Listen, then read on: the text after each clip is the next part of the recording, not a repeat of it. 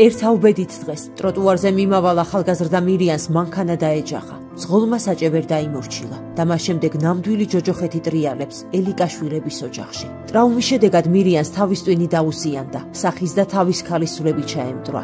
3 თვის განმავლობაში საბრალო ბიჭი კომატოზურ მდგომარეობაში იმყოფებოდა და მისი გადარჩენის არანაირი იმედი ჰქონდათ ექიმებს, თუმცა ბიჭი კომიდან გამოვიდა.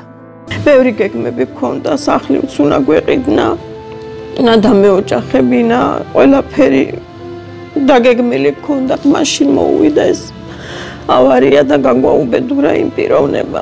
ყველა დედას უსურვებ, რომ შვილები ყავდეს ჯანმრთელები და შვილის სიმწარე არც ერთმა დედამ არ გამოიაროს. მირიანს თავის ტვინზე 4 ოპერაცია ჩაუტარდა. ყველაზე მთავარი კი წინაა. მას ისევ ესაჭიროება ოპერაცია, რომლის მეშვეობითაც ბიჭი სამუდამოდ დააღწევს თავს ამ ჯოჯოხეთს. ამისთვის კი 15,000 ლარია საჭირო. რაქნა საბრალო დედამ, მან უკვე ყველაფერი გაყიდა შვილის სიცოცხლის გადასარჩენად. აი ასე გამოიყურებოდა მირიანი, სანამ ის ტრაგიკული დღე დადგებოდა მის ცხოვრებაში. კეთილო ადამიანებო, ახლა მხოლოდ თქვენზეა დამოკიდებული, რომ საბრალო დედაშვილის ჯოჯოხეთური ცხოვრება დასრულდეს და მირიანმა ცხოვრება ახალი ფურცლიდან დაიწყოს. თუ კი ვინმეს რამე შეძლება გაქვთ, ლარი იქნება, 50 თეთრი იქნება, თუ რა იქნება, იქ გთხოვთ, უღრმესა გთხოვთ, რომ ჩემ შვილს ოპერაცია გაუკეთდეს და ფეხზე მაინც დავაყენოთ. უფალი გადმოგხედავთ 100 მაგად და 1000 მაგად. აი ესეთ გაჭირვებულებს და აი ესეთ